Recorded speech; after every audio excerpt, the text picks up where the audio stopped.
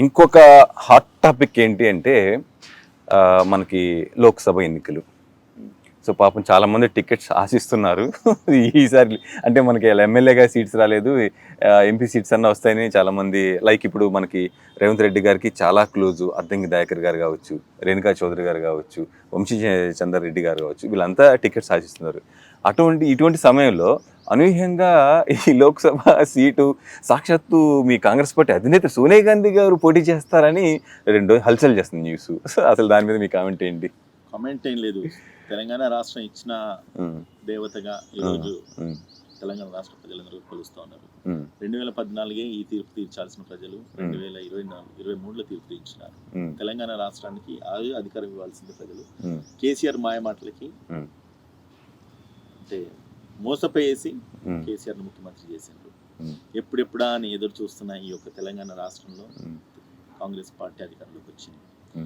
అది కాంగ్రెస్ పార్టీ సోనియా గాంధీ గారు తెలంగాణ రాష్ట్రం ఇచ్చినారు కాబట్టి ఖచ్చితంగా తనకు అర్హత ఉంది. కాంగ్రెస్ పార్టీలో తను పోటీ చేయొచ్చు. ఖచ్చితంగా తను గెలుస్తుందని పూర్తి విశ్వాసము కాంగ్రెస్ పార్టీకి ఉంది. గెలవడం అంటే తెలంగాణ రాష్ట్రంలో ఒక పార్లమెంటు సీట్ కాదు. సుమారుగా రేవంత్ రెడ్డి గారు మాట్లాడుతున్నట్టుగా 12 నుంచి 14 సీట్లు మాయ అని చెప్పి అన్నారు. ముమ్మాటికి ఆయన ఏదైతే చెప్తారో అది 100% జరుగుతుంది కాబట్టి 100% 14 నుంచి 12-14 సీట్లు ఖచ్చితంగా కొట్టాల్సిన అవసరం ఉంది. అందులో భాగంగా తెలంగాణ ఇచ్చిన సోనియా గాంధీ గారు రుణం తీర్చుకోవాలంటే తెలంగాణ ప్రజలు ఖచ్చితంగా ఆమెను ఇక్కడి నుంచే పార్లమెంట్ పంపించాల్సిన అవసరం ఎంతగానో ఉందని చెప్పేసి తెలంగాణ రాష్ట్ర ప్రజలు అనుకుంటాను. దాన్ని నిజం చేయబోతున్నారు. ఖచ్చితంగా సోనియా గాంధీ గారు పోటీ చేస్తారు. ఒకవేళ అటో ఇటో అయితే ప్రియాంక గాంధీ గారు ఖచ్చితంగా కూడా తెలంగాణ రాష్ట్రంలో పార్లమెంట్. సార్ ఇప్పుడు దగ్గర మనకి 15-16 రాష్ట్రాలకి ఎన్నికలు జరుగుతున్నాయి. దాదాపు 56 మంది అభ్యర్థులు ఉన్నారు ఈ లోక్సభకి. కానీ ఎందుకు ఈ తెలంగాణలోనే ఎందుకు సోనియా గాంధీ గారి చేత పోటీ చేస్తున్నారు? మీరు కూడా తెలంగాణ సెంటిమెంట్ అని ఉపయోగిస్తున్నారా? సెంటిమెంట్ అనేది కాదు, తెలంగాణ సెంటిమెంట్ ఆబ్వియస్లీ ఉండేది, అది కొత్త ఏం కాదు. కాకపోతే ఏంటంటే తెలంగాణ రాష్ట్రం ఇచ్చిన సోనియా గాంధీ గారు రుణం తీర్చుకోవాల్సిన అవసరం ప్రజలకు ఈ రోజు ఉంది కాబట్టి ఖచ్చితంగా ఇక్కడ నుంచి ఆమె ఎక్కడ పోటీ చేసిన సోనియా గాంధీ గారు ఎక్కడ పోటీ చేసిన కూడా 100% తను గెలుస్తారు. అందులో గెలుపు ఓటంలో ఎటువంటి ఇది లేదు. కాకపోతే తెలంగాణ నుంచి తనను ఎన్నుకోవాలన్న ఒక ఆలోచన, ఒక ఆశ తెలంగాణ రాష్ట్ర ప్రజలకు ఉంది. అది నిజం చేయాలన్న ఒక ఆలోచనతో ఈ రోజు రేవంత్ రెడ్డి గారు ఆ నిర్ణయం తీసుకున్నారు. పిసిసి అధ్యక్షులుగా, తెలంగాణ రాష్ట్ర ముఖ్యమంత్రిగా. సో ఖచ్చితంగా తెలంగాణ నుంచే ఆవిడ పోటీ చేస్తారు. ఈ యొక్క తన పోటీ ఏదైతుందో దేశవ్యాప్తంగా తెలంగాణ వైపు ఖచ్చితంగా వాళ్ళ యొక్క అటెన్షన్ అయితే ముమ్మాటికి తెలంగాణ రాష్ట్ర వైపు డైవర్ట్ అవుతుంది. అంతకంటే ముఖ్యంగా మనం ఆలోచించాల్సిన అవసరం ఉంది. ఏదంటే గత ఎన్నికలలో సుమారుగా 7 అభ్యర్థుల నుంచి 65 అభ్యర్థులని 65 అభ్యర్థులని అసెంబ్లీకి పంపించడం జరిగింది కాంగ్రెస్ పార్టీ నుంచి. ఈ రోజు కూడా చెప్తున్నాను, ఏదైతే బీజేపీ నాయకులు అహంకారంతో విర్రవీగుతూ ఉన్నారో, ఏ నంబర్స్ అయితే మీకున్నాయో తెలంగాణ రాష్ట్రంలో అసెంబ్లీకి ఏ రకంగా అయితే మార్పు జరిగిందో అదే విధంగా కేంద్రంలో కూడా మార్పు జరగబోతుంది.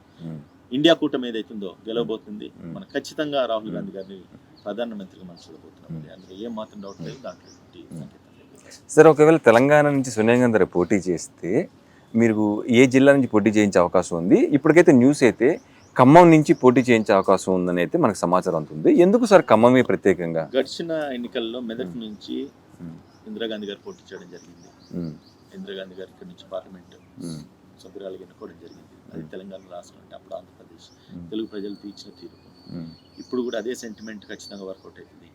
ఇక్కడ నుంచి కూడా సోనియా గాంధీ గారు పోటీ చేస్తారు. నాకు ఆలోచన ముమ్మాటికి ఉంది.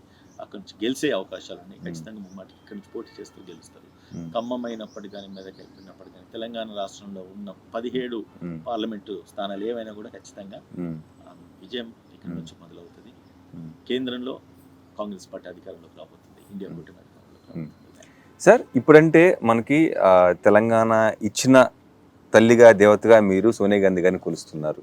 కానీ బిఫోర్ మనకి ఈ తెలంగాణ రాకముందు కూడా చూసుకుంటే, చరిత్ర మనం చూసుకుంటే, ఎప్పుడు మనకి ఈ లోక్సభ స్థానాలు పోటీ చేయాలన్నా కూడా కాంగ్రెస్ పార్టీ ఎక్కువ మందిని ఇక్కడి నుంచి పోటీ చేయించే ఒక ఆచారం కావచ్చు, ఒక ఈ సాంప్రదాయం చాలా సంవత్సరాల ముందు నుంచే ఉంది. మరి ఇప్పుడంటే మన తెలంగాణ అని ఒక ఉంది, తెలంగాణ ఇచ్చిన దేవతగా మీరు ఆ రుణం తీర్చుకోవాలనుకుంటున్నారు. కానీ కొన్ని సంవత్సరాలుగా కొన్ని సంవత్సరాలుగా ఈ సాంప్రదాయం అయితే కొనసాగుతుంది. ఎందుకు ఈ కాంగ్రెస్ పార్టీకి అది మన మన మన ప్రాంతీయ పార్టీ కాదు, ఒక జాతీయ పార్టీ. అన్ని రాష్ట్రాలు ఉన్నాయి, వాళ్ళేమో అక్కడ లోకల్, వాళ్ళు అక్కడంతా నార్త్. కానీ ఎందుకు తెలంగాణ మాత్రం ప్రత్యేకం కాంగ్రెస్ పార్టీకి? ఎందుకు ఈ సాంప్రదాయం అప్పటి నుంచి కొనసాగుతుంది? ఏంటి ఆ సంబంధం తెలంగాణ కాంగ్రెస్ పార్టీకి?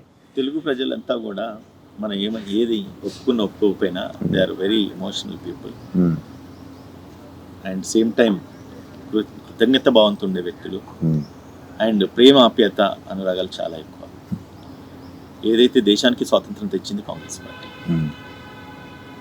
ఖచ్చితంగా తెలుగు ప్రజలు వాటిని హర్షిస్తూ ఉన్నారు, స్వాగతిస్తూ ఉన్నారు.